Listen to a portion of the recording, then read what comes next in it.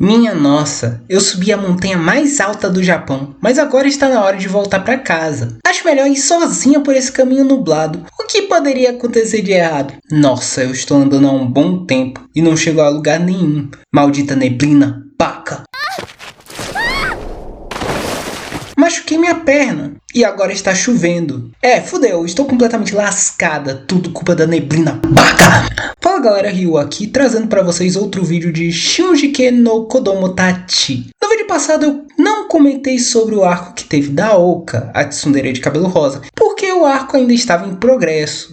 E adivinha? Terminou o arco semana passada. E mano, que final foi esse? Se você chegou nesse canal por esse vídeo e não conhece a história, primeiramente bem-vindo. Segundo, vou fazer um pequeno recap do que eu falei antes, para você não ficar perdido sobre o que é a história daqui. Arata é o herdeiro da rica família Shiunji e divide um casarão com seu irmão e suas 5 irmãs, até que no aniversário da irmã mais nova, seu pai revela que na verdade todos são adotados. E agora que Arata não é irmão biológico de nenhuma delas, todas elas, como uma reação em cadeia, começam a se apaixonar pelo até então irmão delas, formando um hexagrama amoroso. E eu vou comentar sobre o último arco que teve para vocês. Só peço que deixem seu like para ajudar o canal a ir para frente, para que outras pessoas possam ouvir a ceninha que eu fiz no começo do vídeo. Se inscrevam no canal se não forem inscritos e ativem o sino de notificações para não perderem futuros vídeos. Então, a Oka, que pensava que era irmã gêmea do nosso protagonista, um dia recebe uma nota baixa.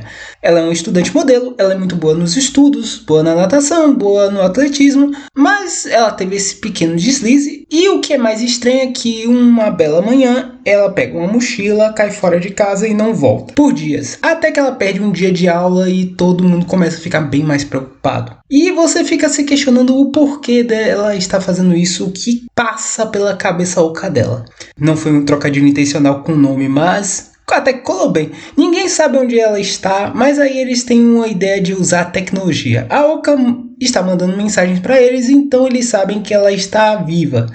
Então eles decidem usar o GPS do aparelho para saber a localização dela. E que lugar eles descobrem que ela está? Eles descobrem que a tsundere de cabelo rosa está em Yamanashi, perto da floresta de Aokigahara. E se você não conhece esse lugar pelo nome, talvez você conheça pelo nome mais conhecido, que é a Floresta do Suicídio. Um lugar conhecido por ser ponto de encontro para as pessoas irem de arrasta para cima. Eles obviamente ficam preocupados, mas pelo GPS parece que ela não está exatamente em Aokigahara, ainda bem. A floresta de Aokigahara fica na base do Monte Fuji, e o que eles acham é que na verdade ela está visitando a montanha mais alta do Japão. Vai saber o porquê.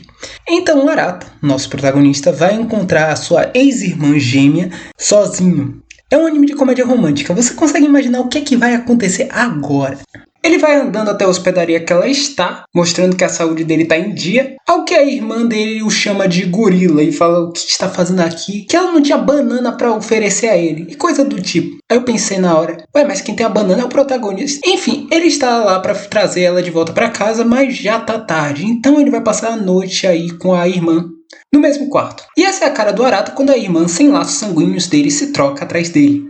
Bem, ele não tinha calculado até esse ponto. Mas antes de dormir, os dois têm uma pequena conversa. Ela não quer voltar para casa e até então a gente não sabe muito bem o porquê. E a Oka, tsundere de cabeça oca, relembra que os pais dele, os pais adotivos, se encontraram no Monte Fuji. A mãe dela passou mal na montanha e o pai carregou ela nas costas para descer. E aí uma coisa levou a outra e eles se casaram. E aí vem algo que eu comentei no vídeo passado, no começo da história. O Arata se pergunta sobre destino, no caso dele como membro dessa família e como herdeiro. E aqui a Oka questiona o Arata se ele acredita em almas gêmeas, pessoas que são destinadas a ficarem juntas, conversando com o início da história. E meu Deus, ela comenta que poderia ser até mesmo um de seus irmãos, uma alma gêmea.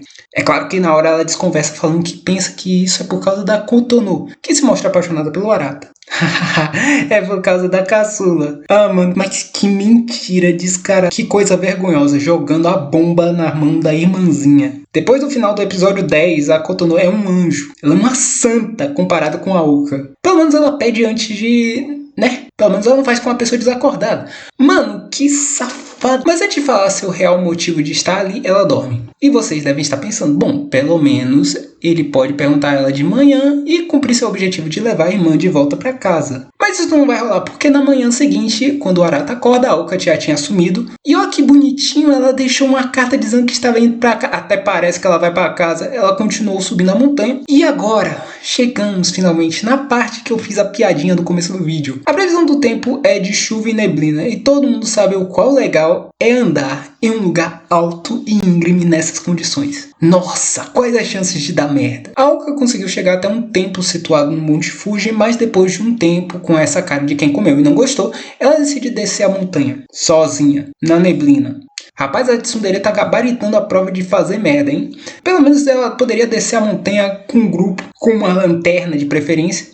A placa estava coberta por neblina, ela estava com a cabeça em outro lugar e ela acabou pegando o caminho errado. Ela anda e depois de muito tempo, ela nota finalmente que se perdeu, com ninguém perto dela. Continuando por esse caminho, ela escorrega pela montanha. Foi uma bela de uma queda, rolando um pouco a montanha. Ela tá viva, a queda não foi tão alta assim, mas ela machucou a perna, não podendo se mover. O que é uma situação bem perigosa, que ela se meteu podendo morrer de fome e de frio por causa da chuva. Sorte dela. Repito, muita sorte. O protagonista encontra ela, ele perguntou por ela no templo, soube que ela desceu a montanha, mas não viu ela no caminho. Procurou ela e acabou encontrando finalmente. E o que ele faz é carregar ela de volta para a segurança. Onde será que eu já vi essa cena? É a cena do papai e da mamãe. E enquanto o Arata está se esforçando no resgate dela, correndo o risco de cair tudo de novo, a Oka finalmente revela o porquê dela ter fugido de casa. E adivinha? Ela viu no Tico Teco. Eles usam outro nome para esse aplicativo, mas eu prefiro esse, que estando no templo com um item de um ente querido, era possível ver essa pessoa de novo.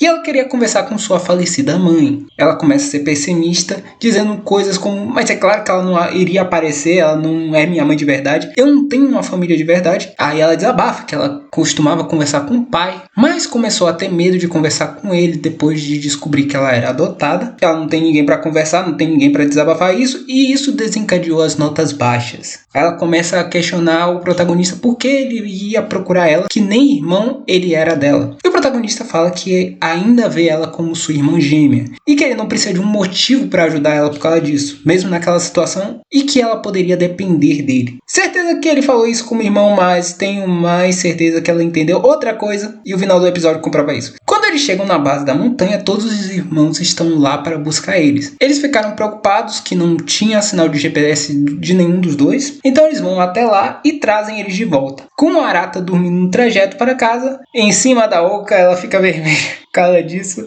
Mas quando eles chegam em casa, eles percebem que o Arata, que tem uma saúde de ferro, acabou ficando doente por causa de toda a chuva que ele tomou, enquanto a Oka pensava besteira. O cara queimando de febre e a mina pensando qualquer outra merda. Enfim, eles colocam a Arata para descansar para melhorar da febre. A Oka se entende com o pai, diz que o fato de ser adotada não muda como ela se sente e que ela ama o pai dela. Essa parte da história foca bastante na relação dela com o pai, o quanto ela gosta dele, o quanto ela gosta da mãe. Inclusive esses prendedores de cabelo são da mãe, o pai deu de presente a ela. Dá pra ver que ela se importa muito com a família, mesmo que ela não expresse isso tão bem. O que foi bonitinho, ela abraçando o pai foi o momento mais wholesome do episódio 10, mas não vai parar por aí. Não. Arata está doente e está sendo cuidado pela família. A Bunny, a irmã mais velha, fica preocupada que se a Kotono for levar comida pro Arata, ela fosse se oferecer no lugar do almoço. Então ela dá pra Minami, que fica com essa cara. A essa altura do campeonato, já boa parte das irmãs já tá pensando no protagonista de uma maneira diferente. A Kotono, a Minami, a Bunny preocupada com a Kotono, a Minami apaixonada pelo Arata, mas ela não faz a mínima ideia de quem vai ser a mais agressiva do grupo. O motivo de vocês terem clicado nesse vídeo: a Oka vai visitar o Arata de noite, quando ele está adormecido. Ela agradece que o Arata resgatou ela, mas ela fala que mentiu em uma coisa, que ela queria conversar com a mãe dela, porque ela poderia estar apaixonada pelo irmão Arata. Ela beija ele enquanto ele está dormindo, dizendo que acredita que pode estar apaixonada por ele. Que bomba foi essa no final do episódio. E ela beija ele dormindo e doente. O negócio foi de 8 a 80 muito rápido. Me surpreendeu isso completamente. Mas não para por aí. O Arata, que aparentemente estava dormindo, na verdade estava bem consciente. E pela cara dele, parece que ele ouviu e sentiu tudo o que aconteceu com ele. Eu não esperava por isso, que fosse tão longe. Eu não li essa parte no mangá. Eu tô ligado que é o autor de Kanojou Karishimasu, que ele faz... Mas eu não esperava que ele fosse tão longe, tão rápido. Eu não esperava que fosse dessa maneira.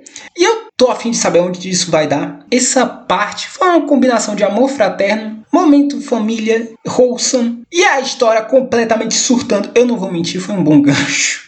Eu quero saber como vai acabar essa temporada. Falando em Kanojou, o mangá acabou recentemente. Eu queria saber se vocês têm interesse em algum vídeo sobre o final do mangá. Se for, eu corro o mangá e vejo o que é que aconteceu, porque aparentemente o povo ficou puto com o final. Eu agradeço a todos vocês que assistiram o vídeo até aqui. Se gostaram do vídeo, deixe seu like. Comentem o que vocês acharam desse episódio de Shinji. Gostaram, não gostaram? Comentem aí. Desativem o sino de notificação para não perder o próximo vídeo, porque sabe como é o YouTube. E até mais. Tchau.